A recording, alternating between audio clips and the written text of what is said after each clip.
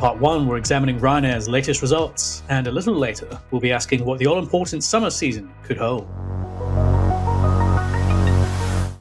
Hi, Jay, how's it going? I'm great, Gordon. Happy that the weather's getting warm and summer's almost here. Summer is on the way. We'll be discussing that in part two.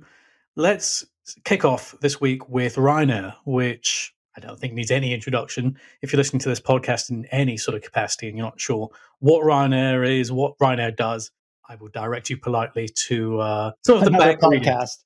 Well, perhaps another podcast.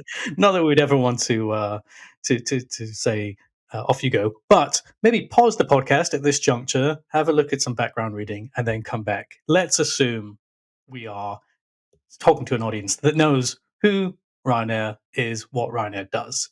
How was their 23-24 fiscal year? Because we've had some new data out of them this week. Well, would you believe me, Gordon, if I told you that in the calendar first quarter of this year, they had a negative 15% operating margin? I probably wouldn't believe you, actually. Well, it is true, but there's a big asterisk. And I think the first quarter is always a money losing quarter for Ryanair and all the European carriers, or pretty much most of them, particularly the ones that are flying just within Europe. It's a very off peak season. And Europe's short haul happens to be very, very seasonal. So no need to ring the alarm bells or panic or sell your Ryanair stock or anything like that. Fact of the matter is for the full fiscal year, it uses a April to March fiscal year. So going back 12 months, 12 months that ended in March, they did perfectly fine. They did very, very well actually, which is par for the course for Ryanair. I do have in front of me the full year 2023 calendar numbers. That's just how I keep track of them on my little spreadsheet here. And Ryanair had a positive 17% operating margin. So it is one of the most profitable airlines in the world, particularly for an airline of its size. I mean, this is an airline with something like 600 planes now. So if you compare it to any airline with over, let's say, 150 planes, Ryanair is probably the most profitable airline in the world. So that remains true today, and it was true for if you go back many years in the past. So nothing too negative to say about our friends over at Ryanair. And yeah, as you say, Jay, the comparisons we need to be comparing sort of like for like. So we know Sun Country, we quite often discuss on the program, they traditionally do pretty well. Even Copa down in Panama doing pretty well. But these are smaller carriers, albeit significant in their home markets. But Ryanair, that's sort of a league of its, not quite a league of its own, but it's certainly, they're playing with the very big boys in terms of fleet size and wider operation. Yeah, totally. And that and as some of you may have seen if you follow me on LinkedIn, I posted a chart of the best performing airlines so far, of the ones that have reported so far for the first quarter. And you'll see you have to be careful because it's there are seasonal adjustments, but you'll see Bangkok Airways and Thai Airways are up there, numbers 1 and 3. And it just so happens, Thailand, their tourism season peaks in the first quarter. Now that doesn't, distract from what should be, they deserve praise for earning those high margins. They're typically not that high, even in peak season. So give them credit. Number 2, by the way, in case you're wondering, is Copa, another airline which is not really that seasonal. It doesn't perform poorly during Q1. And then you mentioned Sun Country there in the top 5 as well. So just wanted to mention that about Q1. But back to Ryanair. That's what we're supposed to be talking about, right, Gordon? Absolutely. Back on topic, back on trend. Let's talk about the aircraft, perhaps, because Jay, you were saying things going pretty well, steady Eddie, despite the Q1 softness. It could be aviation law, but he said he wouldn't even tell the Pope what he paid for his first batch of 737s. He got such a great price from Boeing. Now we're obviously looking at the MAX 8, the MAX 10 coming in 2027, I think O'Leary said on the earnings call. We should just add that we are recording on Wednesday. The bottleneck at Boeing is causing them some issues. I think they're going to be short of around 20 Maxes for the all important summer peak. What's your impression, Jay? By the way, he was not talking about Stephanie Pope, who's now the head of Boeing's commercial division. Although I, th- I, you would hope that she would know what she's given her planes away. I think she knows. Yes, and a possible successor to David Calhoun, who's currently CEO of Boeing. He's going to be stepping down. I'm not sure the latest on that rumor mill, but that aside, yeah. So Boeing, as you correctly point out, the Ryanair does have just like pretty much every airline. So maybe not every airline, but most airlines with large order books with Airbus and Boeing are facing very disruptive delivery delays, or particularly on the Airbus side, we have the Pratt and Whitney engine issues that we've talked about many times on this podcast. But with Ryanair, it's the Maxes that are coming not on time, and that's preventing Ryanair from growing as much as it would like, particularly in the summer. Because Ryanair is so seasonal, what it will do is it'll take most of the deliveries that it has scheduled for any given year right before the summer, so that it can sort of bulk up the capacity for the peak, and then and then it's not atypical of them to even park planes in the winter. Sometimes a lot of planes, and they can do that for various reasons that maybe we'll get into. But certainly in the issue, we discussed some of that, but in our Airline Weekly issue. But having said all that, the max delays, yes, they're a frustration, and Ryanair would be like to be growing more, but they are in fact still going to be up in seat capacity. And I'm just looking at Cirium Dio data, and I don't have it in front of me, but I think they're going to be up for the summer quarter about 8% year over year for seats. And they're still almost 50% larger in seat capacity terms than they were in 2019, summer of 2019. So this is, as despite the aircraft deliveries, they've been able to continue to grow. Now, one of the big advantages of these new aircraft, obviously, is they're more economical. They burn less fuel. You get a maintenance holiday, whatever. And so Ryanair hasn't been able to realize those cost savings. Now they are such a cost cost management machine that they're able to hold down their costs in other ways, and they're doing just fine. And then they even said, compared to EasyJet, when they reported whatever it was a week earlier, they were like, yeah, our delivery issues are okay because we've got the Airbus planes that don't have the Pratt and Whitney engines. We've got the CFM power, and where they basically said, yeah, not too big of a problem there. Now, Wizz Air, which is the other big kind of ultra low cost carrier in Europe, they have very, very serious issues that are even more severe than Ryanair. They do have the Pratt powered A321neos. So that's a little bit of the competitive landscape there. I appreciate that, Jay. Thank you for that. And we like to be balanced on the show. Let's just give some more positive commentary that O'Leary shared with regard to Boeing. He said, and I quote, Ryanair continues to face delivery challenges with Boeing, but he did say, we think Stephanie Pope and the team in Seattle are doing a much better job. The good thing with Stephanie is she's there. She's on the ground. There's daily and weekly briefings. I think they're getting it. We say to Boeing, keep up the good work. So even though the fuselages aren't being turned around quite as quickly as O'Leary would like, I think he said it should be between 8 and 9 weeks, but they're still seeing turnarounds closer to 12 to 14 weeks. There was the mood music, I think, from O'Leary was, yeah, they're getting better. They're not quite there, but we are maybe quietly pleased with the changes that have been happening behind the scenes at Boeing, both in Wichita and in Seattle.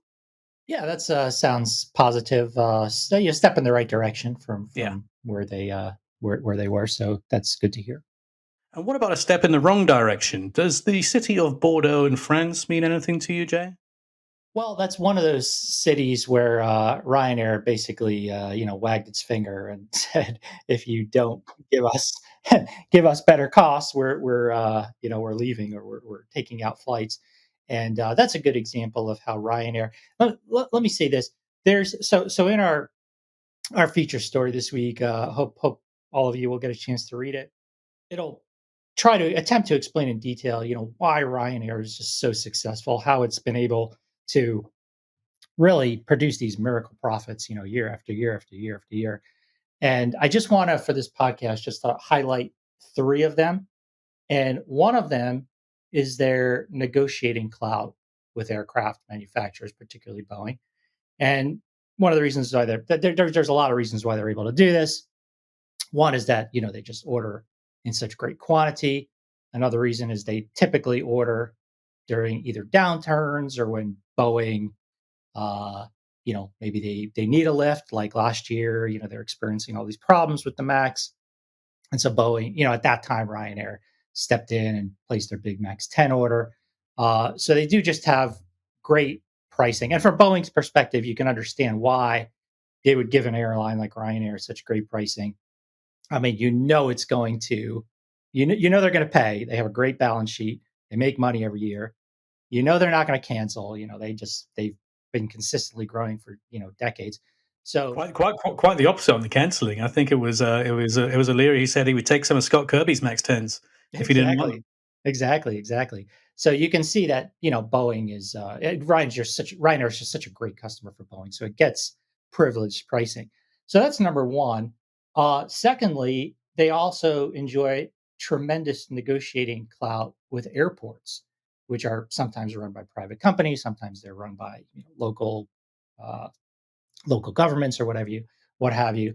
Now, one thing that's very important to understand is that Europe's economy, I'm speaking very broadly here, but it hasn't been very, it's been rather stagnant, going back, multiple decades now. There hasn't been very rapid economic growth, but sort of the one engine of economic growth has been very positive is tourism, and we've seen this tremendously coming out of COVID. I mean, without tourism, you look at countries like Spain and Greece and where you live, Gordon, in Portugal. I mean, these countries have really uh, depended a lot on tourism to kind of grow out of their economic difficulties coming out of COVID. So Ryanair is just able to, because they're so large and because a lot of other, particularly right now, a lot of other airlines unable to grow because of either aircraft shortages or because they have problems with too much debt or they one reason or another. Ryanair just has so much clout to be able to say like, listen, we can jumpstart your tourism and jumps by extension jumpstart your economy by adding 20 new flights from your airport, or by contrast, we can if you don't give us, favorable fees, if you don't help us on this or that, make sure our cost structure or make sure our costs are as we like them. We can pull those airplanes. And you mentioned Bordeaux is one place they did that. They're constantly churning their network. I mean, Germany. I mean, they're a shadow of what they were in Germany in 2019, and that's largely because I would say exclusively because Germany's airport fees have just gone up, and their taxation as well has gone up tremendously. Their aviation taxes. So they're also fighting with their home country, Ireland, in Dublin. They really want to grow there, and there's all sorts of things they don't like about aviation policy there. There's, a cap on flights at Dublin Airport, et cetera. They don't like that, so they're saying, okay, we'll just take the airplanes to Spain or some place that treats us nice. So that's number two. I said number one was a negotiating leverage with OEMs, aircraft manufacturers. Number two, negotiating leverage with airports.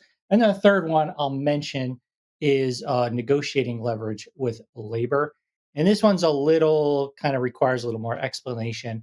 It's not as if they don't pay their people well. It's not as if Ryanair's secret to their success is most definitely not paying their workers, much less than their rivals. That's not really true.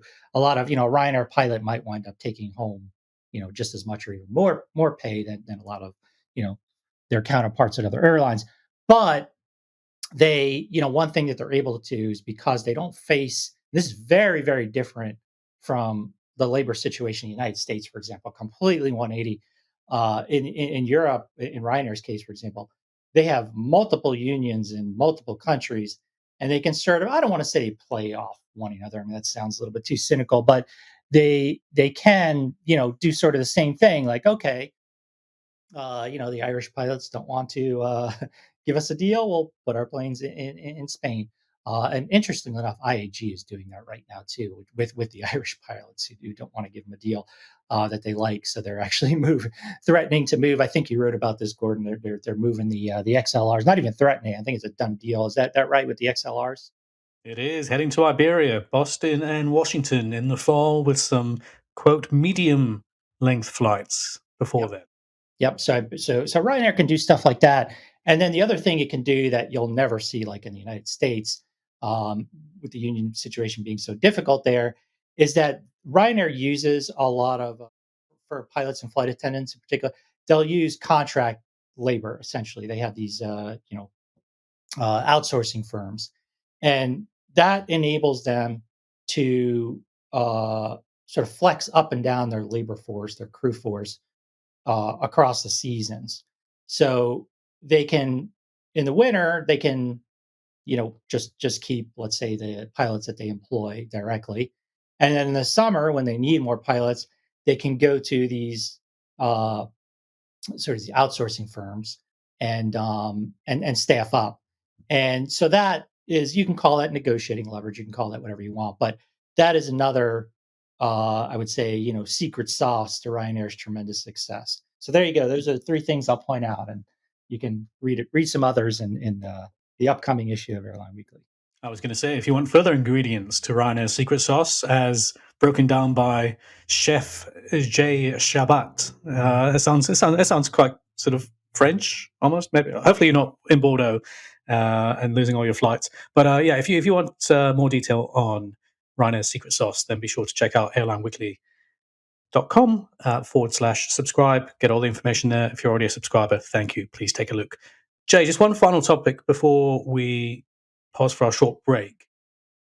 It sort of looks like Ryanair, from an ancillary point of view, do almost everything you would expect a ULCC, let's call them that. There's arguments over whether they are still a true ULCC, but that's for another day. There's no loyalty program, and there's no interest in the package holiday business.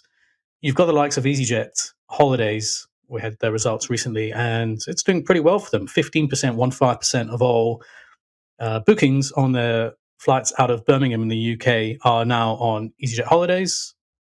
It seems to be working. O'Leary was asked about this in the earnings call earlier in the week, and he said it was a bit of a distraction. He said if there's money left on the table for travel agents and for anyone else, we're happy actually for them to have that. What's your impression? Is there any other elements that Ryanair could pull to get some further cash coming in? Not that they need it based on these latest numbers. It's so generous of Mr. O'Leary, isn't it? It's he's always thinking of others. Oh, Such a nice guy. But yeah, so right. I mean, I think you gotta be the point there that they very very unusual in that they kind of not don't have much interest in a loyalty plan. And as you mentioned, O'Leary explained why he's not interested in doing a package tour type business, even though it's working very well at EasyJet. Uh, we'll see if that changes over time, but for now, that's where they stand, and you can see why they like to keep things simple, and it is uh, it is a way to control cost. Now, most airlines, with the loyalty program, most airlines, even low cost carriers, have come to the conclusion that yes, it is a little bit, it adds complexity, it adds some cost, but it's just too lucrative on the revenue side to not do it.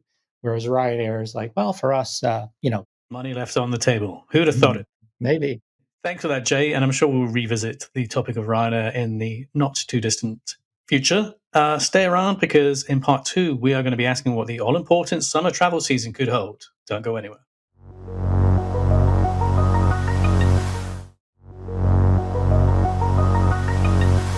Hello and welcome back to the Airline Weekly Lounge. I'm your host, Gordon Smith. This week, I'm joined as usual by co-host Jay Shabat. Part one, we were discussing all things Ryanair. Part two, we're going to take a look at summer because we are recording here As we approach Memorial Day for you in the US, Jay, and we were just discussing before we went on there, that's what you kind of consider to be the start of the unofficial start of the summertime. Is that right? Right. I think that's what you hear people say is Memorial Day, sort of the official kickoff to the summer travel season. So we're talking, by the way, on Wednesday, and May 22nd. So Memorial Day is this upcoming Monday, and so a lot of Americans are getting ready to travel. And I believe it was the A4A, Airlines for America, which is kind of the lobby group of the U.S. Airlines. I believe they said that it's going to be the busiest Memorial travel day ever. I hope I'm not Uh, misquoting there, but I think I read that on their website. They certainly said that the summer is looking good. Airlines during their most recent earnings calls have said that as well. So the summer season, not too much of a change from what we've been saying and writing about over the past couple of months now. Demand looks great. Supply is somewhat constrained, although because of the aircraft stuff we've talked about. Although the if you look at seat counts in using Serium information, the seat counts are up this year. Like domestically, U.S. is they're up like 6% year over year, I believe. And some airlines growing a little faster. I think American uh, is I want to say up more like 10%, and they're growing back some of the hubs that they really sliced a lot of capacity from over since the pandemic, like Philadelphia and Chicago. I think they're still aggressively growing Dallas and Charlotte, which are their two all-star hubs. We've talked about them before, and then we still have the Spirit and Frontier that, despite all their aircraft troubles, I mean Spirit's in particular, they are still going to be up a lot year over year in capacity. So we have a situation of good demand, relatively constrained supply. We also have fuel prices that are pretty, I think pretty manageable. They, not cheap, but I think they're in a reasonably comfortable place. So it would seem like the industry is just very well aligned for a really good summer. But we also know that from the past few quarters, a lot of these low cost carriers, Spirit, Frontier, Southwest, have been really performing very badly. And I think the big sort of what's the missing piece of the puzzle there? Why is that the case? And each of those airlines, there's specific reasons, but let's remember that the entire U.S. airline industry has experienced a lot of non-fuel cost inflation. Labor costs are up tremendously, either from 2019 or from 2 years ago, much more so than elsewhere in the world. And you start to hear other airlines comment about this. I've heard Volaris in Mexico comment about this. O'Leary mentioned it as well last week. I want to say that Copa in Panama said it as well. That analysts will ask them like, "Are you experiencing labor cost inflation?" And they'll say something like, "Yes, but nowhere near to the extent of what U.S. airlines are experiencing." So let's not forget about that very big increase in labor inflation, and then also maintenance and airports and other non-fuel cost items have gone up in price a lot. So let's remember that when we're considering why some of these airlines are either losing money or not making as much as they were pre-pandemic. Thanks for that, Jay. And from a external perspective, and maybe for our listeners from further afield who aren't quite as au fait with the US market, it can be quite tempting to just homogenize, particularly the big four US carriers, and say, well, they're all pretty much doing the same thing. They're all pretty much doing that. They might have different bases here and there, but apart from the paint on the outside and some of the product refinements, they are what they are. But it's important to distinguish that they're not all made equal, and some of them have weightings in terms of better performing Q1s, Q2, 3, 4. Talk us through, for the benefit of our listeners from further afield, which airlines of the big four in particular are best placed for a summer season in a normal, benign, non black swan event year. Right. So just on pure seasonality alone, a carrier like United and we could add Alaska to that as well, tend to have very, very strong third quarters. They have a lot of east-west flying, which tends to peak in the summers. And conversely, an airline that's more north-south, like American or let's say, uh, don't want to say JetBlue because JetBlue has a lot of transcon. They're kind of mixed, but maybe a Spirit. They would tend to do relatively better in the first quarter. Not better than the third, but just relatively speaking, they wouldn't be as extreme. So that keep that in the back of your head as third quarter earnings season begins, and whenever it is. What are we in May? We still got April, May, June. We still got another month and a half to go before the end of the second quarter. But keep that in mind. Now, obviously, we know from just previous quarters that United and Delta are performing very well. They're kind of at the top of their game. Sun Country, they've got their own little niche. They're the most profitable airline in the United States right now in terms of margin. Alaska is doing just fine, especially as I mentioned, they've been reporting pretty decent results, especially if you exclude some of this, some of the what they experienced with the Max 9 and stuff. Very good results in the winter. So they're going to, all signs point to Alaska having like a very, very, very strong summer. Who are we missing here? There's Southwest, which, I think they have a lot of problems. And one of the biggest ones is that they are relying very heavily on getting these Maxes to control their unit costs. I mean, that's a big ingredient to the Southwest Southwest recipe of keeping costs low is getting these new planes in and growing, and they haven't been able to do that. And that's true to extent in Spirit as well. Now, Spirit and Frontier have the additional burdens of having heavy exposure into markets that are oversupplied. Now, I mentioned that overall U.S. domestic markets up about 6% in seat capacity for the third quarter. Up until recently, it's starting to change now as they kind of shift stuff around. But up until recently, you have much larger year-over-year increases in Florida in particular, Las Vegas, some of these leisure markets where everybody was trying to chase the same dollar. And it wasn't so much that demand was poor, more that it was just way too much capacity chasing that demand. Now, I should add a final thought here. We have heard recently, there's a Bank of America conference last week, for example, a few airlines spoke at that. We have heard that some of the airlines are starting to say that demand is getting a little bit softish at off-peak periods. So, maybe a Tuesday and Wednesday, or maybe, just think of a period, right after a holiday, or, there's certain weeks of the year, certain months of the year. So that's, keep an eye on that. Now, they'll still tell you that, the summer peak is looking good. And, Easter, I think everybody said Easter travel is really good. So, or how much are we going to, and we also know, in general, that the economy is still holding up pretty well. We know that from, everything we hear from Walmart's earnings this week, and JP Morgan had a big investor day this week, and they basically said it. And, the jobs data looks good. The inflation is coming down, and, housing prices still high, et cetera, et cetera, et cetera. So it's still looking good on the economic front. So I guess our next, big update will be, when airlines start reporting their earnings in July, I guess it is.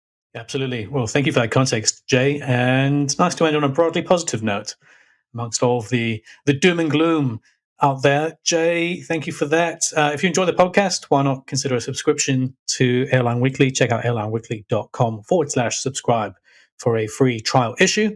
Thanks as always to producer Monica. And don't forget, you can always contact us via email if you've got story tips, hints, whatever it might be, constructive criticism. We welcome it all. My address is gs@skift.com. That's G for Gordon and S for Smith. And Jay can be reached via js@skift.com.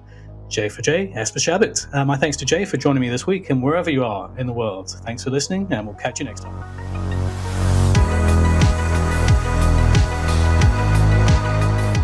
Thank you for joining us for this week's episode of the Airline Weekly Lounge podcast. Check out airlineweekly.com for a new issue every Monday and updates on the latest airline news throughout the week.